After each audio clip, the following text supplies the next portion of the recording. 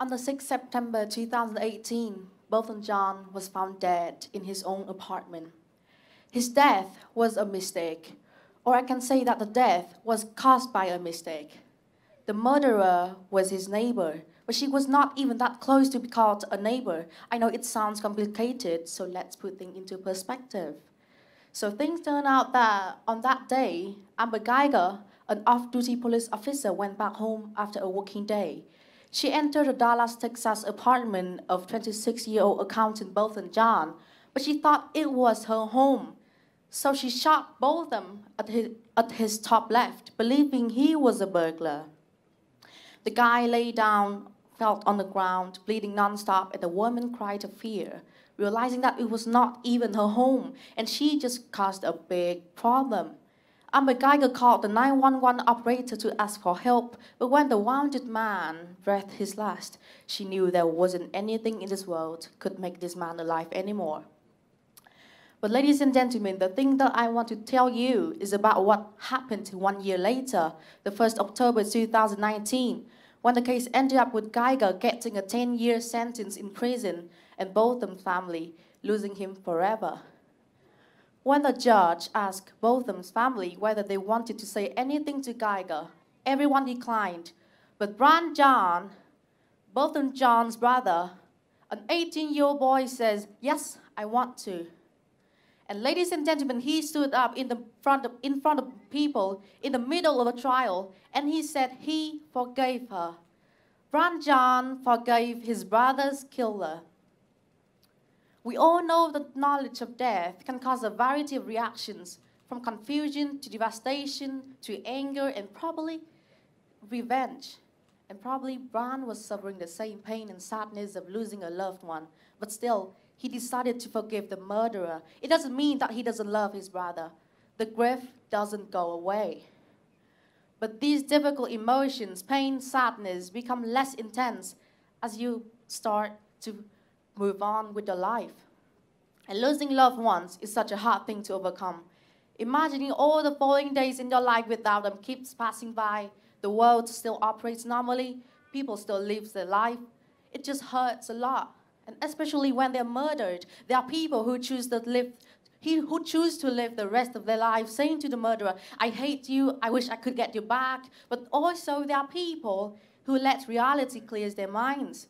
Nothing in the world could bring their beloved ones back. And they face the problem. It just frees their minds knowing that the problem is settled. And this guy, Bran John, he chose the second one. And the thing surprising more is when he asked the judge to go there and hug Amber Geiger, to go there and to cuddle her and to embrace her. And ladies and gentlemen, after many readings and research, I can assure that that was not for cameras. It was not for any publicity. It was Bran John, his heart, and his brother. We all know Bran John and his family loved Bolton John a lot. But people decided to move on. It was a heinous thing before I forgive you. It was a heinous thing after I forgive you. But I choose not to be locked in a bond of hatred and bitterness with you for the rest of my life. I let that go. And that was what Bran John did. And I'm not telling you this story to advise you to forgive criminal actions, but to live with compassion. The woman, Amber Geiger, even if she felt sorry for what she had done, but no one accepted it, would she remake her life for a better living after she got out of jail? Maybe no. She will live the rest of her life in the darkness of regret and pain. But people, Bran John, the brother of the person that she was guilty of the most, forgave her. And I can say that his actions, his words, was actually saving her life. And in life, people, life is hard. But it always gives us a lot of options. And in some cases, there's no option called a good one, but just pick the best one. Hello everybody, I'm Nguyen Thi Ha Phuong from class 9B1 of Vinschool Times City. And today, with the story of Bran John being raised about decision making, the question I will be discussing about is why is making decisions essential for leadership? So you see, our life is a long chain of making decisions. It does not matter whether your choice is made accidentally or intentionally. They all matter a lot to your life and even others, and it works like a domino effect. Every time you make a choice, you are making an impact. Why? Because choosing one path means that you have chosen to abandon another, and if you don't regret the decision you made, then you must have chosen a good one.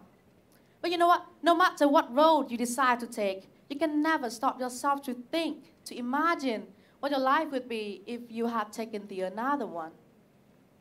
Now, many of you would have wondered how the story about making a decision that I just told you can have a connection to our topic today, leadership. Well, please let me explain my idea. So mostly, people define leadership as guiding a group of people. Surely that's the thing coming up first in the mind of people, and I don't deny that. But how about leadership as empowering people? I believe leading is making effective impact. And to be able to influence the community around you, the first thing you should be doing is to be leading yourself and to live in a positive way. In other words, individualized leading should be the first thing to be done. Then comes collective leading. And how well-founded your individualized leading depends on how accurate the decisions you make. That's why we should be living happily, putting effort into everything we do so we won't be regretful of our unretrievable choices. When you're doing well in your life, emotionally, you are adding positive attitude to life, to your people, to your family, to your friends, and to everyone in your society. And that is empowering, and that is making effective impact. So it is leadership. What I'm trying to say is that we can guide ourselves living in a way in which we will find happiness and not feel regretful about what we have done. And the most powerful weapon that you possess, which can help you whenever you are stuck with a decision, is your wisdom. For people who don't know the distinction between wisdom and knowledge, then you just need to know that wisdom is more than that. Humans have chosen words like deep, immeasurable, and priceless to describe this virtue. It cannot be learned. Wisdom is what you can gain when you experience, gain knowledge, explore, make your mindset wiser with everything in this world, see what the true beauty occurring in our daily life is, and even find out what the essential meaning of living is supposed to be. What wisdom brings to you is the ability to possess such wonderful humility and morality. And now, I would love to tell you the story about a woman with wonderful resilience, but she didn't make a good choice at first, but then she did. Ladies and gentlemen, this is Monica Lewinsky. Monica Lewinsky, I'm sorry. 5 years ago, she was standing on the TED Talk show, like I'm doing, and opening up about what happened to her 2 decades ago that was known by people all over the world. And now I know there are probably many of you who recognize this woman and her story, right? For people who don't know, then Monica is 46 years old right now. And 2 decades ago, actually 24 years ago, she made her biggest mistake probably in her whole life, which was having a crush on a man who was 27 years older than her. But age wasn't the problem. But the status of the man she loved was actually the problem.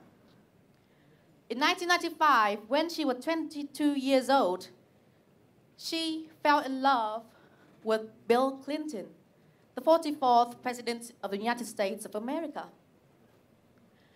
After 2 years of secretly having an inappropriate relationship with each other, Bill and Monica's secret broke out. And in a TED Talk show, she confessed that over just one night, only one night, her secret was exposed. And she went from a completely private figure to a publicly humiliated one worldwide. And there are people who listen to this and who might think that, like, yeah, she deserved it. It was her fault that she fell in love with a married man. It was her fault that she fell in love with the President of the United States. But can you imagine it? After just one night, your biggest secret is exposed. Everyone knows it. Everyone knows it. And when the next morning you went out for walking and you saw people playing down on you, you lost your reputation and you lost your dignity. It was so hard, people, and that was what Monica had gone through. And all sorts of news plastered her photos all over the place. A TV show talked about her to keep people tuned in. An online advertisement took her image out of context to make more clicks.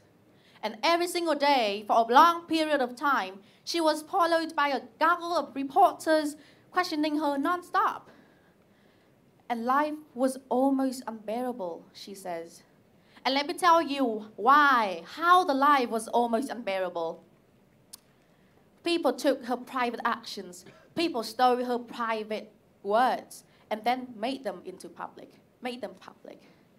Public without consent, public without context, and public without compassion. It was so hard for her.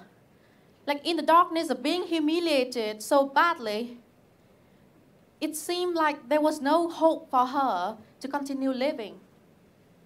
And her family even made her take a bath while the door opened. Why? Because her family was too afraid that she would kill herself in a bathtub. And we should be thinking about how terrible, how dark, how bad her life was, that it forced a human being who was supposed to have the right to live happily to consider suicide. But ladies and gentlemen, as I said before, at the beginning of this story, she didn't make a good choice at first. But then, in the darkness of being humiliated so bad, there was actually a light. And at that moment, she made her best decision by catching that light. And she decided to continue living and not jumping off from a George Washington Bridge to her death. Monica Lewinsky is the most beautiful example showing that people can make thousands of wrong choices, but with just one right decision, people can have a way out. And the proof is she was in her own darkness of knowing nothing, but she got out of the dark zone by starting to live and to experience. And you know, after all, life is somehow denoted like a cardiograph. I have the cardiograph here. And as the graph, do you know the cardiograph? The graph, like it never stops rising up and moving down until the death approach. So do our lives. They do have ups and downs, but everything will be okay if you are willing to choose the best answer, to choose to take the risk and move on. And ladies and gentlemen, leadership learning is lifetime activity. Make your words and actions weigh heavy with your wonderful weapon given by this life, your wisdom, to make the best choice. Thank you so much for listening.